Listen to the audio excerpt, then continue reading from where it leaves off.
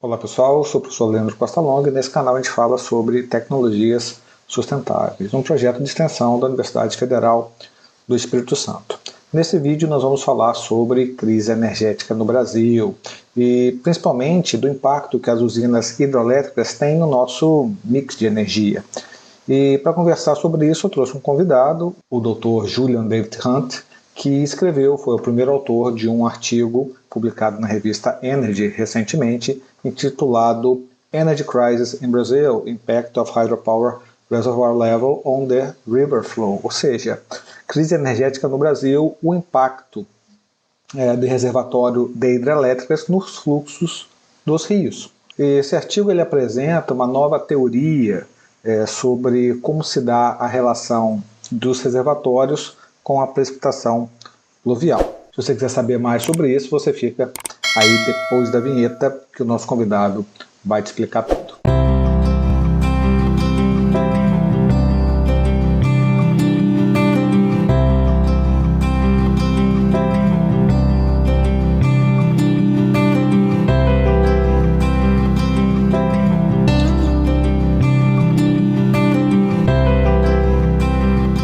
Doutor Julian David Hunt, muito obrigado por participar aqui da nossa conversa. Esse canal, como a gente havia conversado, é um canal educacional, ligado a um projeto de extensão da Universidade Federal do Espírito Santo. E o objetivo é levar para o pessoal não acadêmico, pesquisadores como você, no sentido de informar, educar e promover uma possível mudança de comportamento. Tá? Professor, doutor, você está dando aula, Julian, no momento? Não, está nas pesquisas. Tá, a primeira pergunta que eu faço sempre para os nossos convidados, não é uma pergunta, é um comentário, eu peço que os próprios convidados se apresentem para o nosso público, por gentileza. Muito obrigado, Leandro, por me convidar a participar aqui do canal Tecnologias Sustentáveis. Meu nome é Julian Hunt, eu me formei em Engenharia Química na Universidade de Nottingham, na Inglaterra. Eu pulei o mestrado, eu fiz um doutorado na Universidade de Oxford, na Inglaterra também. Eu fiz pós-doutorado no Programa de Planejamento Energético da UFRJ, com bolsa de Ciências Sem Fronteiras. Eu fiz também um pós-doutorado no IASA, que é o International Institute for Applied Systems Analysis. E agora estou fazendo pós-doutorado na UFES, com bolsa do PRH 53.1. E o meu orientador é o Andrés Nascimento, o coordenador do programa é o Joel Aldrich, e a minha pesquisa no momento é para estimar o potencial de geração de hidrogênio verde e azul do Brasil. Mas a pesquisa que eu vou apresentar agora é uma pesquisa que eu publiquei há 2 meses atrás sobre o impacto do nível dos reservatórios na intensidade de chuva e vazão dos rios. Que ótimo, que ótimo. Você sabe que hidrogênio também é um assunto que a galera pede bastante aqui. Vamos deixar você avançar nessas pesquisas e eu vou te convidar de novo para voltar, com certeza. Júlia, no seu artigo, que eu vou deixar aí para o pessoal na descrição, você aponta uma mudança do entendimento em relação às represas hidroelétricas e também a questão da precipitação de chuvas pluvial. Você pode falar um pouquinho mais para a gente desse estudo? Como ele se deu? Claro. Então, a ideia veio basicamente pelo fato de eu já tinha publicado uns 2 artigos sobre crise energética, eu já tinha publicado um artigo sobre esse assunto, sobre o impacto dos níveis dos reservatórios, que era mais envolvido sobre a construção, a construção dos níveis dos reservatórios na vazão dos rios. E, por exemplo, o Rio Paraná, depois a construção dos rios, a vazão média do rio aumentou 30%. Tem várias outras bacias onde a vazão aumentou significativamente também com a construção de novos reservatórios. E aí esse é um artigo que dá continuidade e vê a operação do nível dos reservatórios, na vazão dessas bacias. E o que também me trouxe atenção é o fato dos últimos anos, os níveis dos reservatórios estão muito baixos, e logo depois, quando o nível do reservatório baixou, a quantidade de chuva, né, que eles chamam de MLT, a média de vazão das usinas hidrelétricas, ela baixou também de uma forma até bem parecida, né? E eu achei isso engraçado, eu achei interessante ver se realmente o nível do reservatório teria algum impacto na precipitação, na vazão dos rios.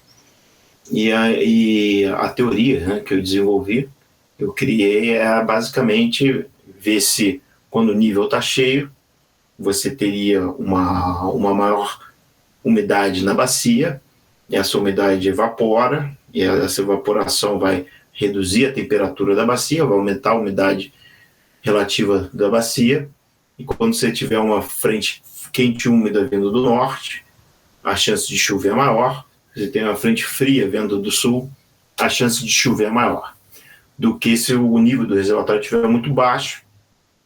Você vai ter menos umidade na bacia, no solo mesmo, né? Vai ter menos evaporação, a temperatura da bacia vai ficar mais alta, a umidade relativa da bacia vai ficar baixa.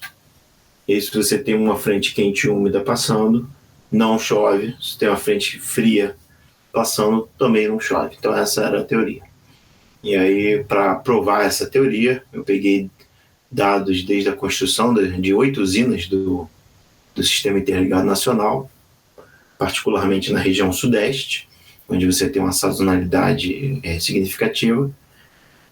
E eu comparei o nível do reservatório em outubro, ou seja, o nível do reservatório em outubro, com a precipitação no período úmido, que é novembro, a vazão do rio em novembro, dezembro, janeiro, fevereiro, março, abril, que é o período úmido. Então, 6 meses. Ou seja, o quanto que o nível do reservatório em outubro vai impactar nos próximos 6 meses. Eu peguei dados de 60 anos, por exemplo, para a usina de Furnas. Eu peguei esses dados, comparei no eixo X, o nível do reservatório, com o eixo Y, a vazão no período úmido, e deu para ver claramente que é uma linha crescente que mostra quanto maior o nível do reservatório, maior a vazão do rio, quanto menor o nível do reservatório em outubro, menor a vazão do rio. E isso é uma conclusão de que, por exemplo, ano que vem vai chover muito pouco, porque o nível dos reservatórios estão muito baixos.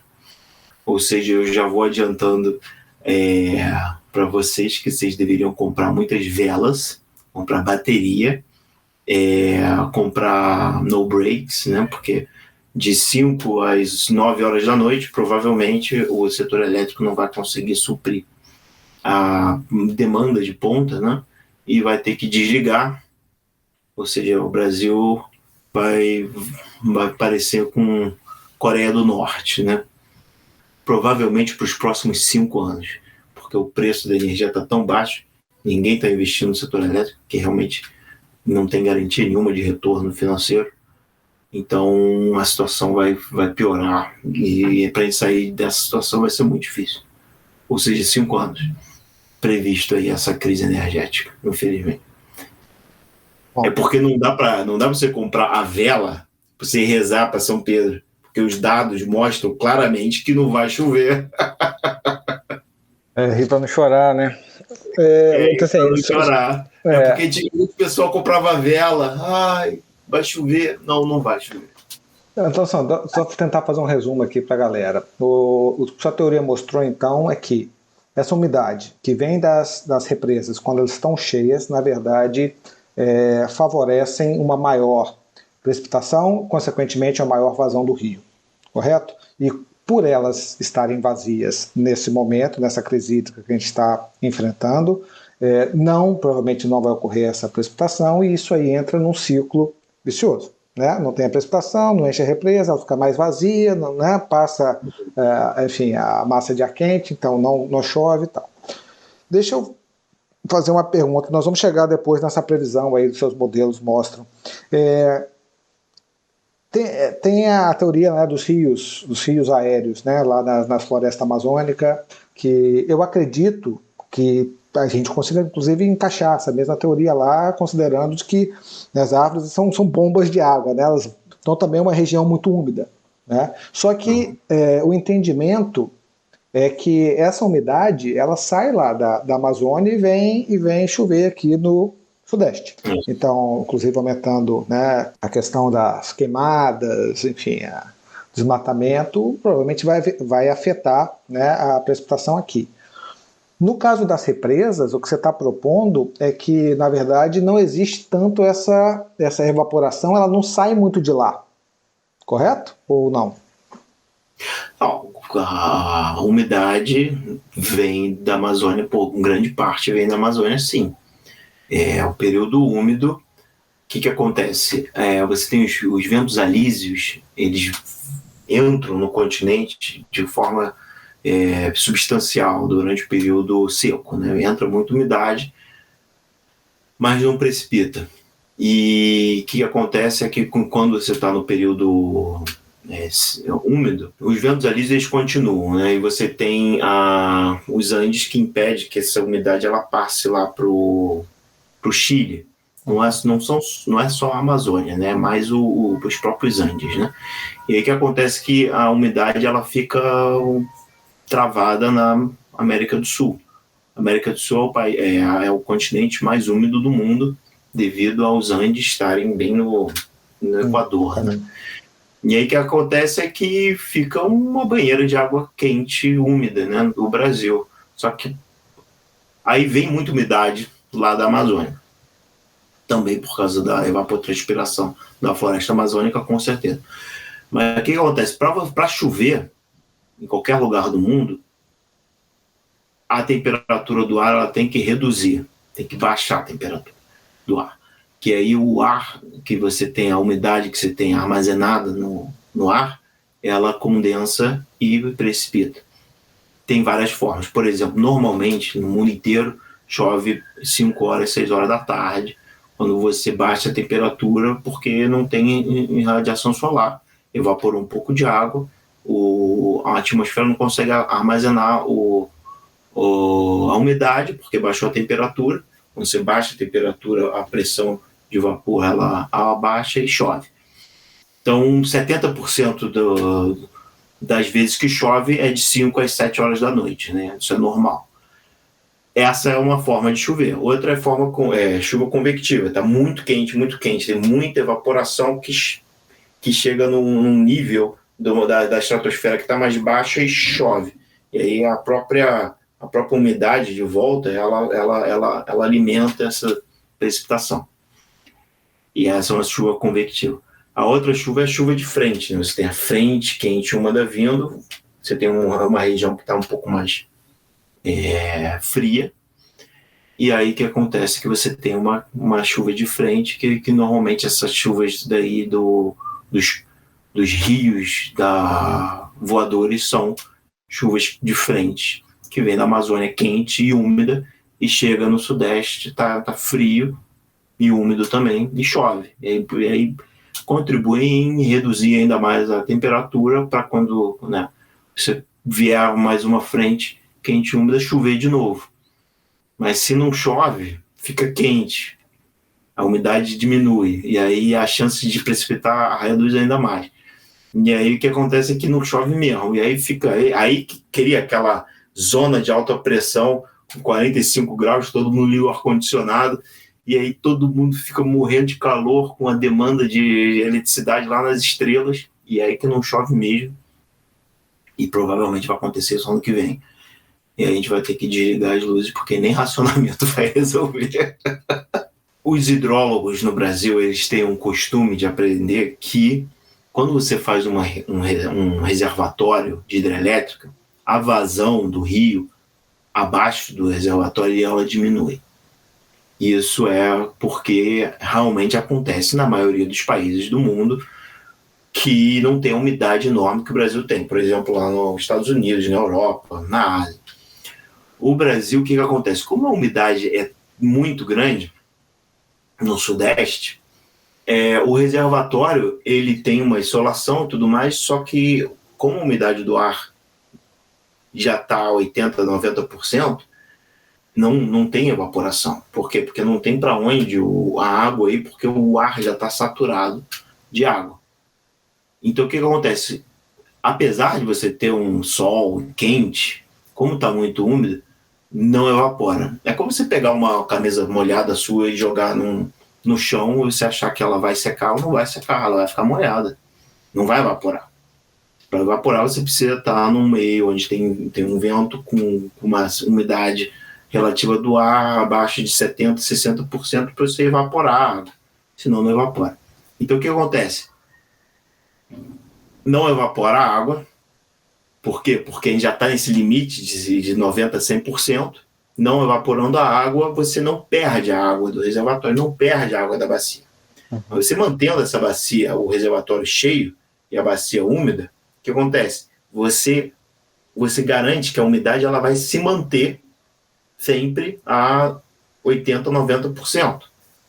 E a bacia se mantendo sempre 80%, 90%, não evaporando só o suficiente para manter aquela umidade alta.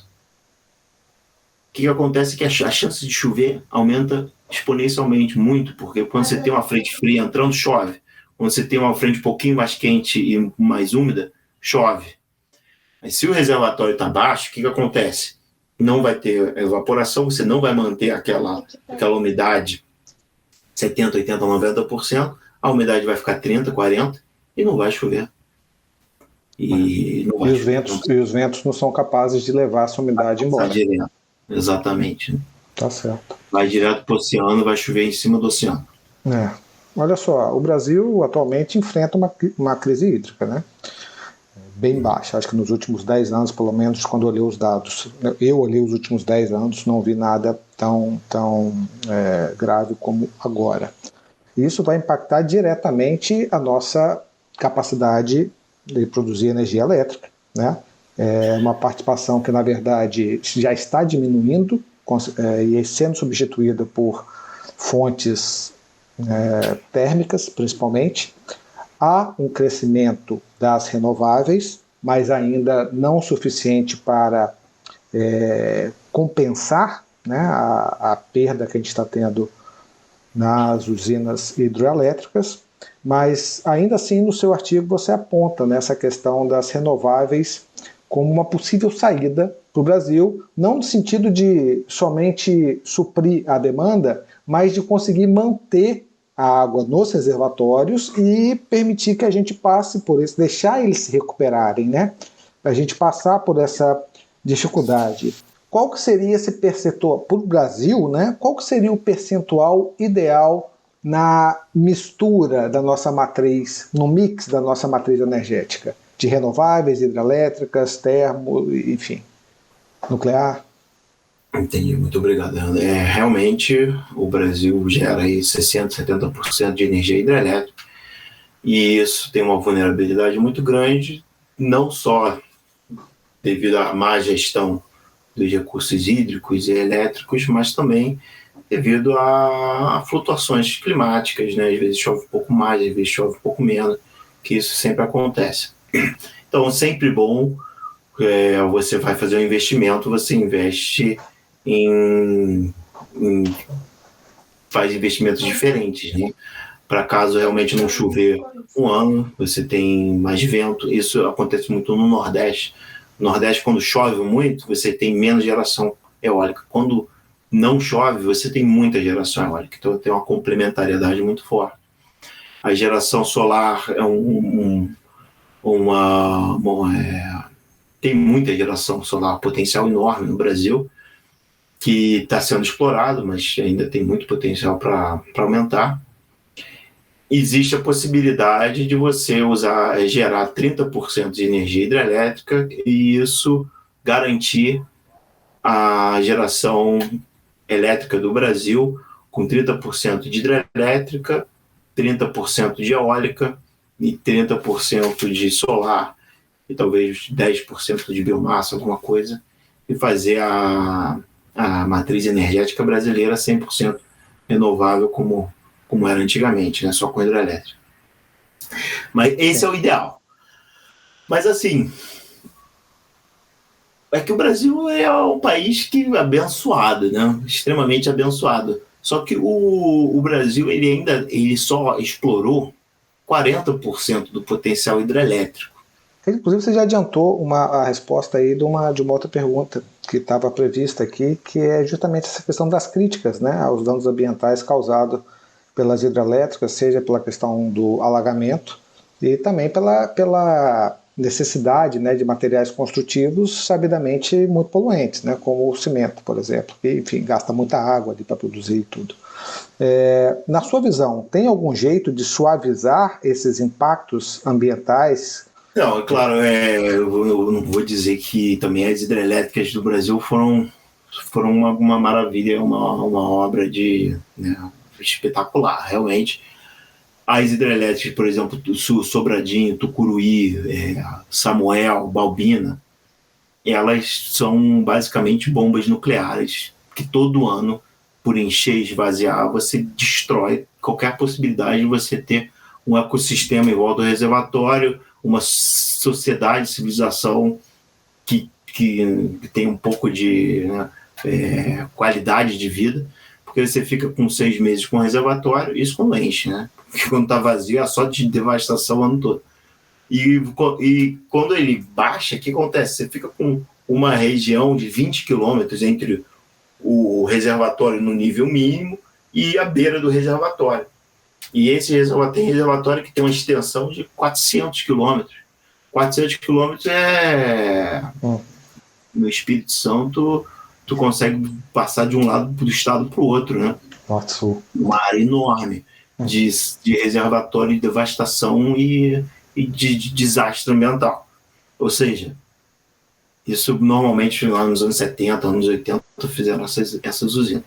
Não deveriam ter feito essas usinas. Se você fazer uma usina melhor, você não tem topografia, você pode fazer uma usina reversível na Áustria, por exemplo. Na Áustria, o rio é uma maravilha. Você vê aquilo, bate uma foto, um ambiente maravilhoso, não tem uma barragem no rio principal. No Japão, não tem nenhuma barragem no rio.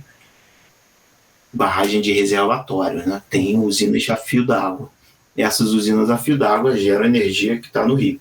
Os reservatórios eles ficam paralelos ao rio e você usa a usina reversível, bombeia e enche reservatórios na montanha, principalmente porque o custo da terra nesses vales é muito valorizado para turismo, é valorizado pelo pessoal que quer comprar, os banqueiros lá da Europa querem comprar uma casa de 20 milhões de euros, constrói lá uma casa enorme, uma visão maravilhosa, e a água é armazenada no topo da montanha onde ninguém vai. Não só na Europa, no Danúbio, esses rios, lá na Suíça também, né? Lá nos Alpes, os reservatórios eles não são no rio, eles são paralelos ao rio. Pega um pouco do degelo das montanhas, né? Além de pegar o degelo da montanha, metade do reservatório enche com o degelo da montanha, a outra metade enche bombeando a água do rio. Você tem essa complementariedade. No Japão, a planície, qualquer planície tem um valor enorme, porque o Japão é tudo montanha, né? E a montanha não dá para fazer a construção. É muito perigoso, tem deslizamento, tudo lá. Chove, você tem furacão, devasta tudo. Então, as planícies, elas têm um valor muito grande. Se você fizer uma barragem com uma planície, e você alargar uma área de 300 km², que acontece corriqueiramente no Brasil, vai custar R$1 trilhão aquela área, porque o Japão não tem lugar para botar nada, né? Não tem lugar. Então eles fazem o reservatório em cima da montanha. Então essa é uma alternativa que eu já publiquei, acho que 8 artigos sobre, é fazer reservatório sazonal, grande, plurianual, de 3, 4 anos, grande, para que ao invés dele encher para o lado, ele enche para cima. O nível do reservatório, como você bombeia a água para o reservatório, o nível varia 80, 90, 100 metros. E aí você precisa de uma área bem pequenininha, numa região que realmente não dá para fazer a construção, não dá para aproveitar nem para plantação, você faz o reservatório na montanha. E esse tipo de reservatório foi considerado, né, nos anos 70, quando construíram Sobradinho, mas não foi construído porque é bem mais caro, você tem que fazer uma tubulação, você tem que fazer uma barragem mais cara, para você diminuir o custo da área. Mas hoje em dia não é tão caro, né? Comparado ao Brasil, realmente não tinha tanto dinheiro, faz uma barragenzinha lá, bota as turbinas e tá lá. Hoje em dia tem dinheiro sim, é só... como a gente também nem tem mais espaço, nem tem mais lugar para fazer usina de reservatório, no Nordeste você faz o reservatório lá. Você vai ter um espelho d'água enorme, vai passar aquele vento dos alísios, vai evaporar toda a água, você não vai ter mais água, né? Então, se você faz um reservatório desse na montanha, com um espelho d'água 20 vezes menor, a evaporação ela vai ser 20 vezes menor. E você vai poder fazer uma gestão hídrica dos rios do Nordeste. E aí você pode usar a energia eólica, né, lá no Nordeste para bombear essa água quando você tem muito vento. Quando o vento para, você pega a água que você bombeou e você usa para gerar eletricidade para suprir as demandas hídricas lá da região. Então, tem essa possibilidade também de complementar essas usinas de bombeamento com o armazenamento de geração intermitente, solar e eólica. Olha só, a população leiga, no geral, né, tem aquela teoria da escala humana, né?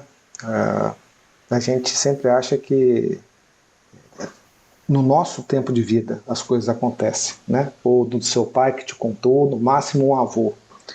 E a população leiga, no geral, ela tem entendimento que essa estiagem, né, isso é sazonal, isso sempre ocorreu, porque o pai viu algumas secas, porque o avô conta uma história de uma seca.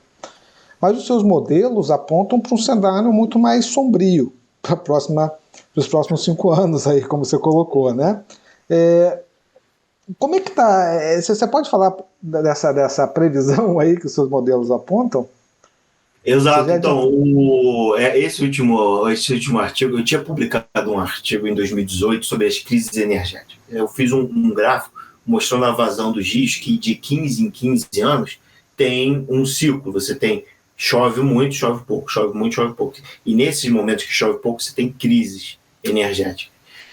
E a minha conclusão em 2018 foi que tem uma sazonalidade no clima, realmente chove menos, porque de 10 a 10 anos, por algum motivo, não chove. Mas hoje, se eu fosse escrever o mesmo artigo, a minha conclusão seria que esse ciclo de chuva é um ciclo socioeconômico. Quando o reservatório está muito baixo, o governo fala, não, vamos economizar energia, vamos investir no setor elétrico, vamos encher esse reservatório de novo. Aí o governo, né, a sociedade, foca muito para encher o reservatório enche, e com os reservatórios cheios volta a chover. E aí chove pra caramba, gera energia, a energia fica barata pra caramba. Aí depois de 5 anos, o governo começa, né, a gastar muita energia, porque a economia subiu com energia barata, gasta, chega um momento que os reservatórios começam a baixar e aí para de chover.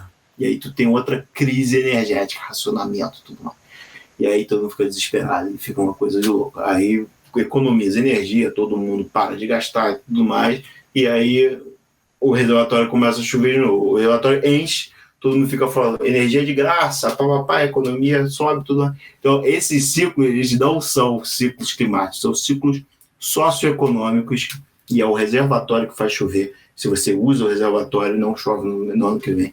E como eu já falei, compra vela, compra no break, compra bateria, uma bateria externa para o seu laptop, para o seu computador, porque realmente das 5 às 9 horas da noite, ou você vai dormir, ou você vai ter que, não sei, fazer outra coisa, porque não vai ter vela, porque todo mundo vai comprar as velas e não vai ter bateria. Para encerrar, eu lendo seu artigo, eu fiquei observando aqui, né, ao redor, a explosão das instalações fotovoltaicas, né, pelo preço da energia. Né? Toda vez que o preço da energia sobe, o pessoal corre para tentar resolver, quem pode, né, corre para tentar resolver o problema por conta própria, muitas vezes pelo descrédito mesmo na resolução por parte do governo. Então, eu vou resolver a minha parte aqui e coloca lá os painéis. E aí você percebe que, na verdade, se a gente fosse falar o que a população poderia fazer para evitar esse cenário que você coloca, a gente diz, olha, economiza água, olha, economiza energia. E uma das coisas que a gente poderia sugerir é, se você pode, investe em geração distribuída, né? E que é meio que o mercado forçando, né, cara? E talvez, né, fazer do limão limonada, aquela história, né? Pela energia estar muito cara, você vê um aumento, né, uma explosão nas instalações fotovoltaicas que, sem dúvida, quando e se os reservatórios recuperarem, vai contribuir positivamente para a nossa matriz, né? Você tem essa percepção? Eu concordo plenamente, isso está ajudando muito. Se você for ver a demanda de energia no site do ONS, no histórico, a demanda de energia aparece como se ela não está aumentando desde 2014. Mas não é verdade. A gente já tem uns 10 gigas de energia solar distribuída, que gera aí mais ou menos uns 3 gigas de energia que não aparece nas bases de dados. Mas se você for comparar a curva de carga de 2016 com a curva de carga agora de 2021, você vê um buraco, que é a famosa curva do pato, que já está prevalente lá na Califórnia e em outros países. O Brasil já tem curva do pato. É claro que essa curva do pato foi exacerbada muito com o Covid, né? Porque o pessoal não está trabalhando de casa e tudo mais, não está saindo para escritório, tem um impacto do Covid. Mas também tem impacto da energia solar.